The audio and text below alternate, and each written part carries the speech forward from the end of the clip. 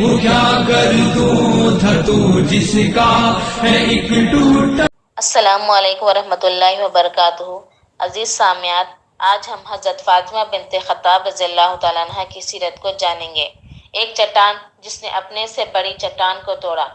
حضرت فاطمہ بنت خطاب رضی اللہ تعالیٰ عنہ ایک بڑے آدمی کی بیٹی، ایک بڑے آدمی کی بہن اور ایک بڑے آدمی کی بیوی تھی۔ حضرت فاطمہ بنت خطاب رضی اللہ تعالیٰ عنہ خلیفہ دوم حضرت عمر رضی اللہ تعالیٰ عنہ کی بہن تھی، اور ان 10 بزرگوں میں سے ایک بزرگ حضرت سعید بن زید رضی اللہ تعالیٰ عنہ کی شریک حیات تھیں، جن کے جنتی ہونے کا اعلان نبی صلی اللہ علیہ وسلم نے ایک وقت ایک نشست میں فرمایا، اور جنہیں ہم عشر مبشرہ کے نام سے یاد کرتے ہیں۔ حضرت فاطمہ رضی اللہ تعالیٰ عنہ اپنے شوہر کے ساتھ ہی مسلمان ہوئیں۔ یہ اور ان کے شوہر سعید بن زید رضی اللہ تعالیٰ عنہ ان 10 خوش قسمت مسلمانوں میں سے ہے جو سب سے پہلے مسلمان ہوئے، اور پھر انہوں نے اپنے ثابت قدمی سے ایک ایسے شخص کو اسلام کے قدموں میں لا گرایا جو اپنے اسلامی دشمنی اور سنگ دلی میں ابو جہل کا مد مقابل تھا۔ یہ ایک مختصر سا واقعہ ہے، لیکن جب ہم نے اس واقعے کو پڑھا تو ہمارے اندر ایمان کروٹیں لیتا ہوا محسوس ہوا۔ امید ہے کہ اس واقعے کی تکرار ایمان والوں کے دلوں میں گرمی پیدا کرے گی۔ اسی غرض کے لیے ہم اس مختصر سے واقعے کو اپنے لفظوں میں بیان کرتے ہیں۔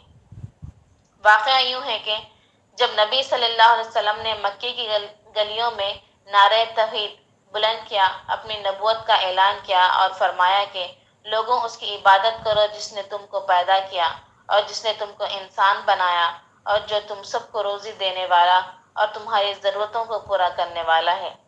نیز یہ کہ ان بتوں کی بندگی چھوڑو جنہیں تم اپنے ہاتھوں سے بناتے ہو، جو یہ بھی نہیں کر سکتے کہ اپنے اوپر بیٹھی ہوئی مکھی کو اڑا سکیں، پھر تم ان کے آگے ہاتھ کیوں پھیلاتے ہو؟ یہ حق بات مکے کے لوگوں نے سنی تو حق پسند حضرات نے بڑھ کر لبیک کہی اور وہ ایک ایک کر کے مسلمان ہونے لگے۔ لیکن اسی حق آواز نے باطل پسندوں کو بوکھلا دیا۔ انہوں نے حق کو دبانے کی ٹھانی، مسلمان ہونے والوں کو سمجھا بجھا کر، ڈرا دھمکا کر، ان کا مذاق اڑا کر اور ان پر ظلم و ستم کے پہاڑ توڑ کر اسلام سے پھر جانے پر مجبور کرنا شروع کر دیا۔ مگر یہ وہ نشہ نہ تھا جسے ترشی اتار دیتی۔ لوگ حق کی طرف بڑھتے رہے اور باطل پرست تاپ کھاتے رہے، یہاں تک کہ 38 سعید ہستیاں مسلمان ہوئی، اور 39واں شخص مکے کے مشہور پہلوان حضرت امیر حمزہ رضی اللہ تعالیٰ عنہ تھے، جن کے مسلمان ہونے سے مشرکین میں کھلبلی مچ گئی۔ اب وہ سر جوڑ کر بیٹھے اور سوچنے لگے کہ کس طرح اسلام کو دبایا جا سکتا ہے۔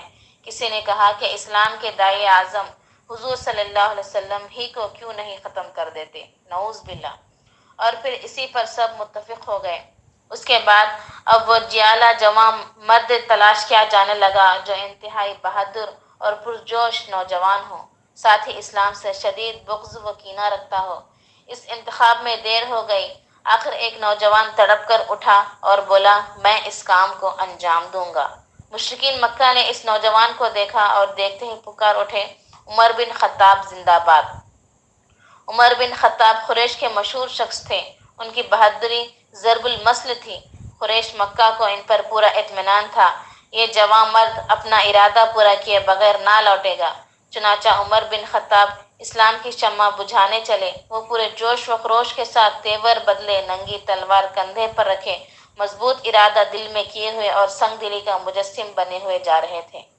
راستے میں ایک نو مسلم دوست سے ملاقات ہو گئی۔ ان کا مسلمان ہونا انہیں معلوم نہ تھا۔ دوست نے بھانپ لیا کہ آج کیوں برہم مزاج دوست ہے۔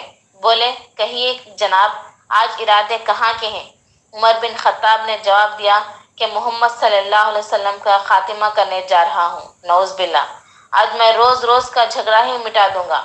دوست نے کہا، عمر پہلے گھر کی خبر لو پھر کہیں جانا۔ پوچھا، کیا مطلب ہے؟ تمہارے بہن اور بہن بھائی مسلمان ہو گئے۔ یہ سننا تھا کہ عمر کے تن بدن میں آگ ہی تو لگ گئی۔ بڑبڑائے، اچھا یہ روگ اور ہمارے گھر میں بھی غصے وار آدمی تو ہی۔ وہیں سے بہن اور بہن بھائی کے گھر کا رخ کیا کہ پہلے ان کو مسلمان ہونے کا مزہ چکھا دیں، پھر آگے بڑھیں۔ بہن کے گھر کے پاس پہنچے، سن گن لی، کچھ پڑھے جانے کی آواز معلوم ہوئی۔ دروازے پر کان لگا کر سننے لگا، اچھا قرآن پڑھا جا رہا ہے۔ عمر نے ہونٹ چبا کر کہا، پھر آواز دی۔ بہن اور بہن بھائی آواز سن کر چونکے۔ انہوں نے جھٹ آیات قرآنی چھپا لی۔ اتنے میں عمر اندر آ گئے۔ پوچھا، تم لوگ ابھی کیا پڑھ رہے تھے؟ صاف جواب نہ پا کر بہن بھائی سے لپٹ گئے اور ان کی جان لینے پر تل گئے۔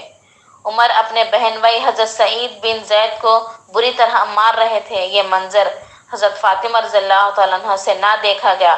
وہ شوہر کو بچانے پہنچ گئیں۔ ان کا اس طرح بیچ میں آ جانا عمر جیسے آدمی کی آتش مزاجی کو بھڑکانے کے لیے بہت تھا۔ انہوں نے بہن بھائی کو تو چھوڑ دیا اور بہن پر پل پڑے، مارتے مارتے لہو لہان کر دیا۔ لیکن سبحان اللہ، یقیناً اس وقت فرشتے حضرت فاطمہ رضی اللہ تعالیٰ عنہ کے صبر و استقلال کو مبارکباد دے رہے ہوں گے۔ ان میں ذرہ برابر بھی کمزوری پیدا نہ ہوئی۔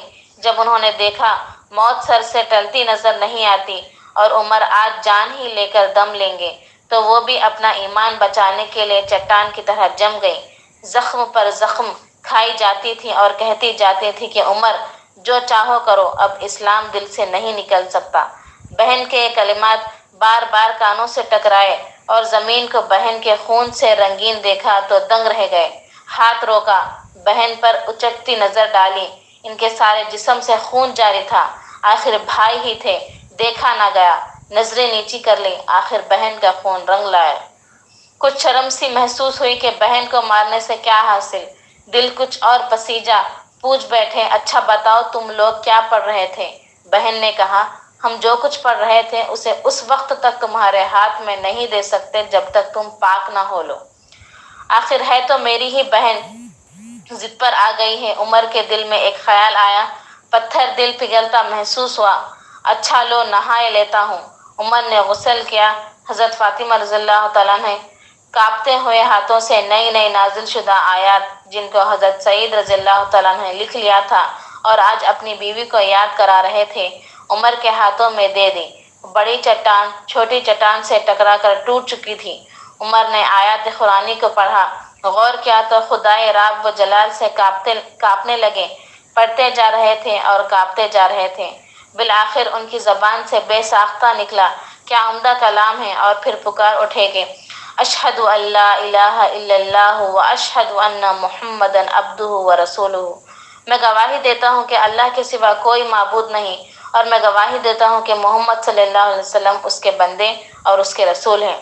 وہ منظر بھی دیکھنے لائق ہوگا کہ ایک طرف کفار مکہ منتظر تھے کہ کب عمر دائی اسلام صلی اللہ علیہ وسلم کا سر لے کر آتے ہیں، دوسری طرف ابی ارقم کے گھر صحابہ کرام رضی اللہ تعالیٰ عنہ حضور صلی اللہ علیہ وسلم سے کہہ رہے تھے کہ عمر آ رہے ہیں، اب کیا ہوگا، اور تیسری طرف عمر اپنی بہن اور بہن بھائی کے جسم سے خون پوچھ رہے تھے اور اپنے گرم آنسوؤں سے ان کے زخموں کو دھو رہے تھے اور زبان سے کہتے جا رہے تھے، سب تعریف اللہ کے لیے ہے جو سارے جہانوں کا رب ہے اور جو بڑا رحمان اور رحیم ہے۔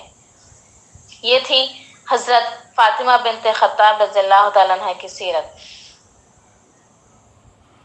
جزاک اللہ۔ السلام علیکم ورحمۃ اللہ وبرکاتہ۔ تارا تجھے اس قوم نے پالا